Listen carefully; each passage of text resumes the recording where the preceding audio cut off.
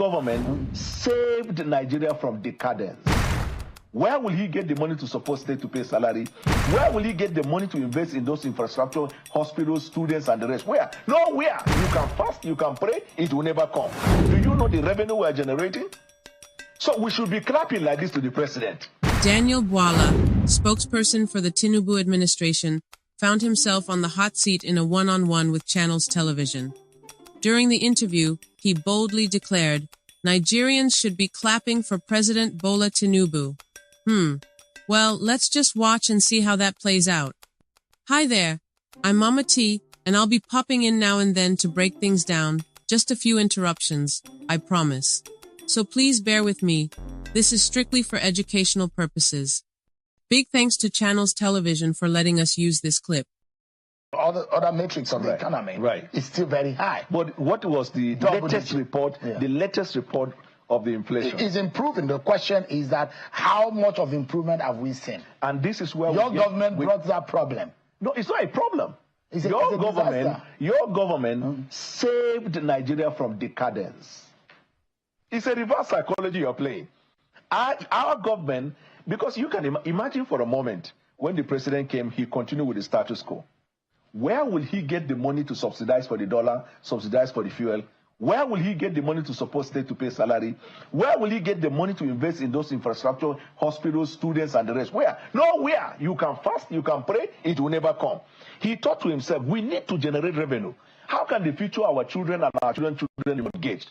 So he came up with this idea. Even the tax, wait for a moment, give us the next 12 months and see what our tax reform will bring to Nigeria in terms of increased revenue. Do you know the revenue we are generating? So we should be clapping like this to the president.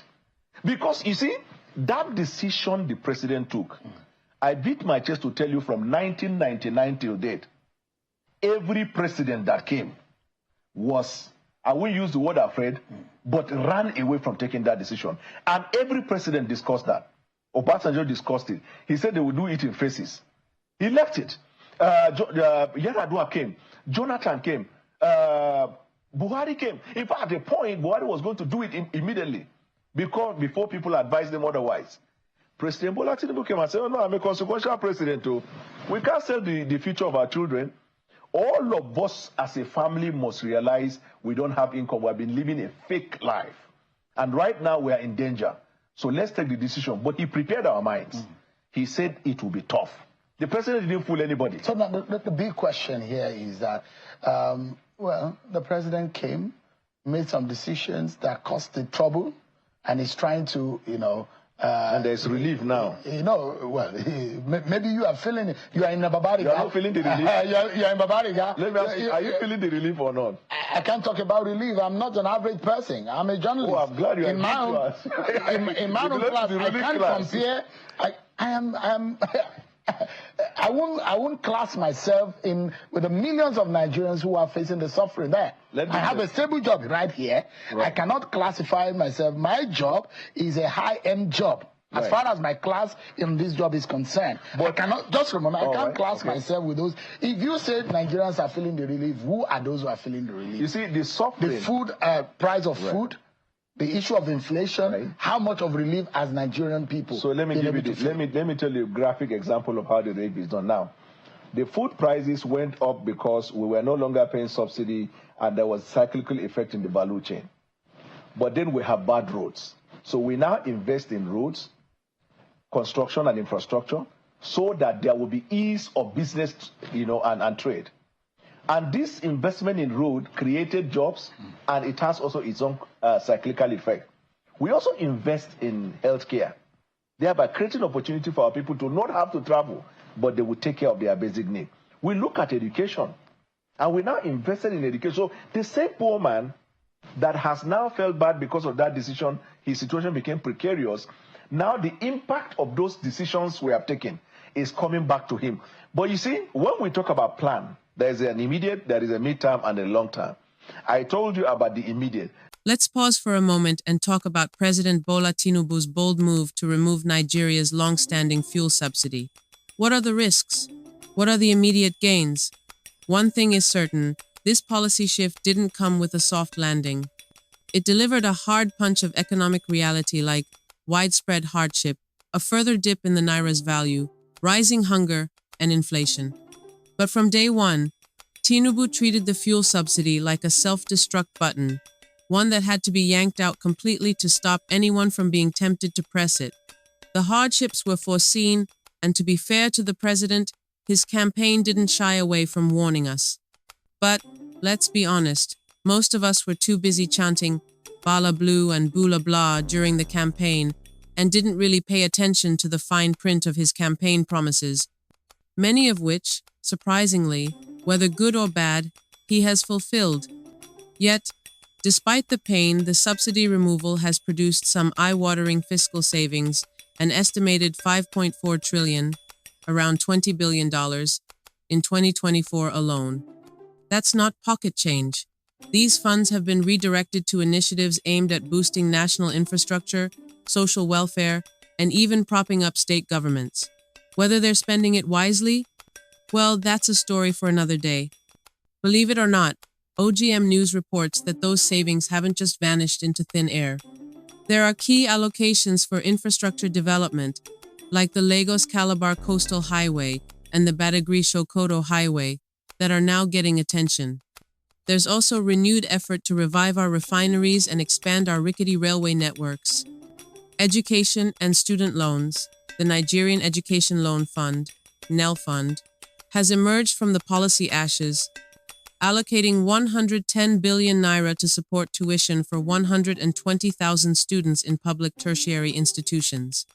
And yes, all this has trimmed Nigeria's fiscal deficit from 6.2% to 4.4% of GDP, and even nudged up our foreign reserves from $34 billion to $39 billion. A small win in the fight for economic stability. However, other sectors are still looking like they missed the subsidy train.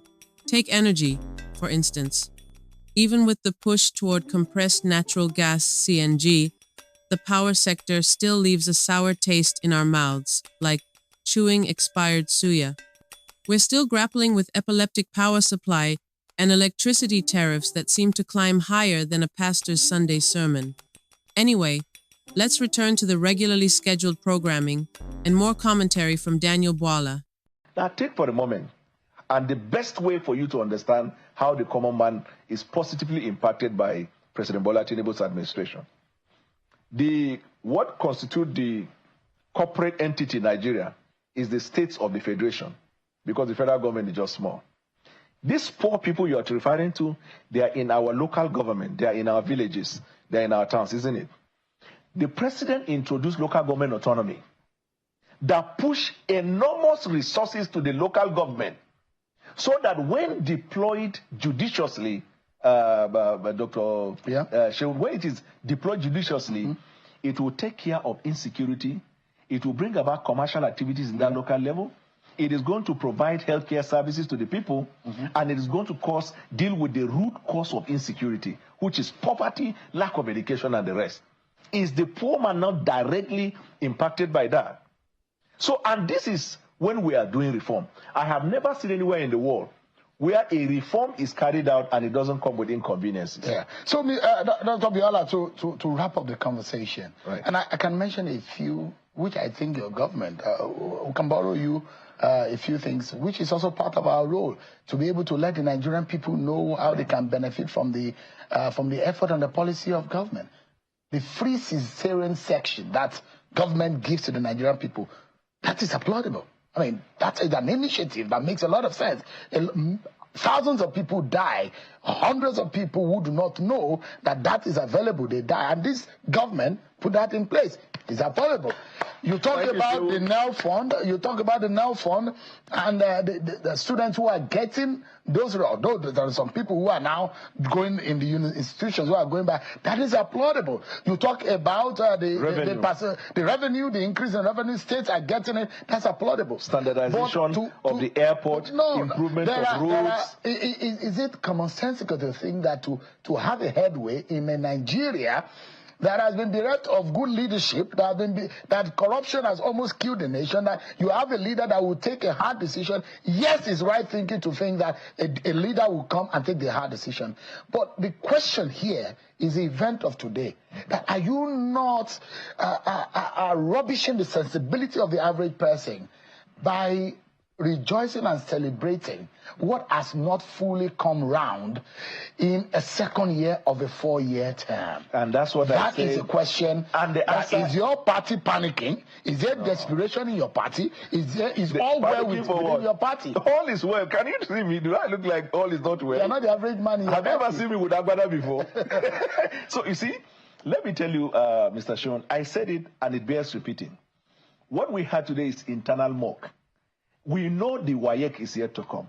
We know the exam is yet to come. In fact, why we call it a national summit of our party and we didn't throw it to the general Nigerian people is because we respect the sensibility of the people. So President Tinubu's administration has made commendable strides with the savings from the fuel subsidy removal, channeling funds into critical areas such as infrastructure, education, energy transition, and economic stabilization. However, as Channels Television's Sheun aptly noted, there is no cause for celebration yet. The road ahead remains challenging, with inflation, rising living costs, and deep-rooted systemic issues still demanding urgent attention.